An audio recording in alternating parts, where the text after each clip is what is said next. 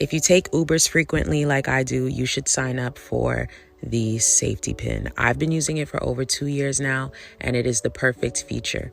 You tell the driver the pin, he puts it in order to start the ride, and then you're on your way. I really think more people should sign up for this. Things to look out for in an airplane that you might not know exist. Not every single plane has this, but here at Alaska, most of ours do. We've got a little step underneath that helps you look at the bins. This is for your foot. So here we go. Little step. Checking the bins. There we go. My hope is that you never buy magnesium or any other supplement as a hard tablet, because to hold this together, make it shiny and make it colorful, requires a lot of completely unnecessary and, in my view, sometimes questionable additives when compared to capsules. And the reason the first thing I'd look to on the label of any magnesium supplement is whether it's a capsule or a tablet. Have you ever been crying really hard or watched somebody else cry really hard and all of a sudden they start to go That's actually the nervous system trying to regulate itself. It's called the physiological sigh. Basically, it doubly inflates the alveoli on the lungs. It offloads a bunch of CO2, gives us an opportunity to sigh and regulate. We can use this as a little biohack when we're not feeling well, if we're feeling really anxious or we're feeling really sad, and it will cue our body into regulation. Do it with me. 2 quick inhales and a long exhale. When to lie, part 2. You're in the elevator in the building you live in, and somebody that you don't recognize asks if you live here. No, just visiting some friends I went to college with. No, just dropping off a few things for my brothers. An Uber or Lyft driver or taxi driver drops you off at your home and asks if this is home. No, just visiting some family friends. No, on my way to a surprise party. Or even, I wish, but no. You're sitting having a drink and somebody says, "What's a girl like you doing here alone?" I'm just waiting for my boyfriend. Waiting on some friends, they should be here any minute. Waiting on my husband, he's just parking. You recently moved to a new city and somebody asks if you're new here. No, I used to live right down the street. No, I used to go to school here. And if you ever find yourself in a situation where somebody asks, "Does anybody know you're here?" Your answer 100% of the time is yes. Yes, my husband's on his way to meet me right now. Yes, my friend should be here any minute. Yes, just waiting on the rest of my family to arrive. Never ever tell anybody that you are alone. And as a rule of thumb, regardless if this is true or not, somebody always knows where you are, even if nobody really does. I have a degree in criminology and psychology, and I share daily safety tips to help you guys out. Be sure to give me a follow, and as always, stay safe out there. Here's a simple and easy way to add some security features to your hotel room. Number 1, glass. Place it right there. So this, if they open the door handle or someone's trying to get in, this will fall down, you'll wake up from the sound, plus there's glass. So number 2 is a belt. Goes over here, plays it through, as close to the door as possible. A little bit around, tighten it, little double loop. Now when they try to open the door, it's gonna be very hard to squeeze by.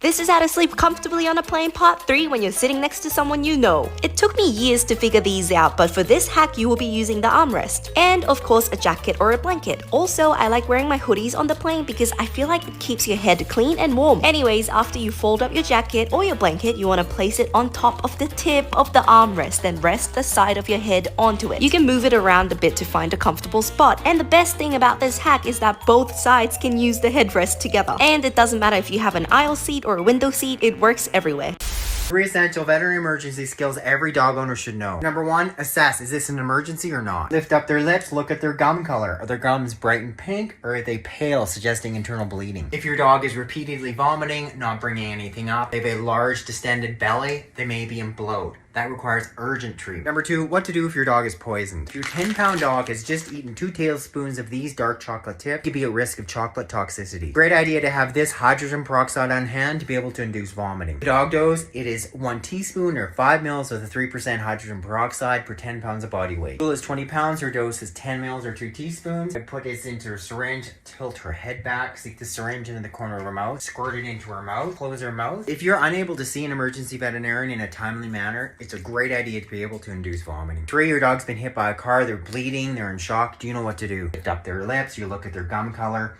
They're no longer bright pink, they're a pale color. That suggests internal bleeding, a dog in shock. Say they're bleeding out of their rear leg, I want you to get gauze, detail, whatever you have, gauze on top of the bleeding wound, compress it. If they bleed through that gauze, put more gauze on top. If the bleeding continues, you may need a compression bandage. You may need to be putting force above that wound, perhaps the artery's been injured. Firmly wrap that leg, and then get your dog to the emergency vet as soon as you can. If you like tips like these, I encourage you to get a copy of my free book, links in the bio. If you have migraines, please listen to this. I have had migraines since I was 5 years old. They were chronic. I had them all through high school. I didn't actually get a medication for them until I was in my late 20s, and it was sumatriptan or Imitrex. I keep it with me at all times now because the minute I get a migraine, I know that the sumatriptan will work in about 45 minutes. But oftentimes I will wait until it's so bad because you only get a certain amount, right? The insurance will only give you 18 at a time because it can cause heart problems and other side effects. I found a study recently, because I've been getting 15 to 20 a month, that said that in 2014 they did a study that showed that ginger root was found to be as effective as sumatriptan. So I went and got it. I took it exactly when I first got a migraine. So don't wait. Take it right when you first feel the pain. Y'all, it took it away in 30 minutes or less. Now, it did return later in the day, but I took it again. And again, it was gone in less than 30 minutes. Why has no doctor ever told us about this? I take 1,000 milligrams of the ginger root. Please try it if you're a migraine sufferer. It has helped me so much. Your house stinks, and I don't say that to be mean, but every house has an odor. So how do we eliminate this odor? Because yes, you are nose blind to it, and I'm not talking candles or Febreze, because that's like putting perfume on somebody who hasn't showered in months, and that's just kind of gross.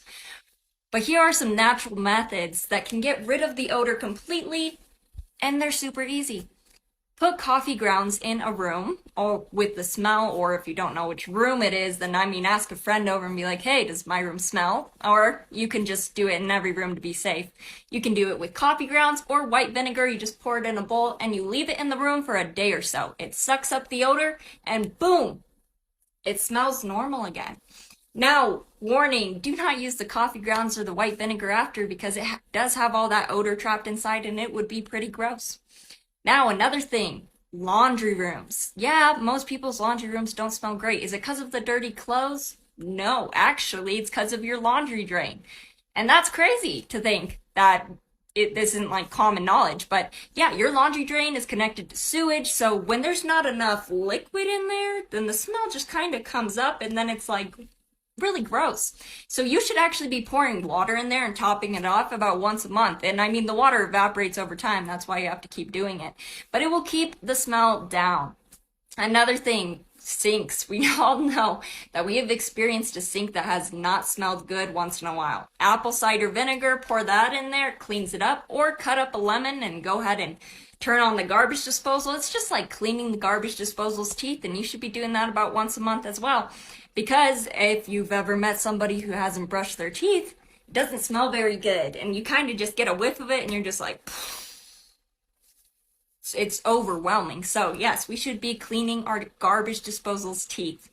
Another thing, and this one's pretty common knowledge, but baking soda. Put it on the carpet, especially if you have pets, and just vacuum it up. It gets rid of the odor, and it's much better and effective than people who come in and clean your carpets, because if you've ever had that done, you usually walk into your home and you're like, wow, it smells even worse. And that is because it brings up everything from the carpet. It makes it wet and it brings it up. So these are a few tips that I've got for you on how to keep your home smelling good. This is Mandy with Exit Realty, and I hope you all have a great day.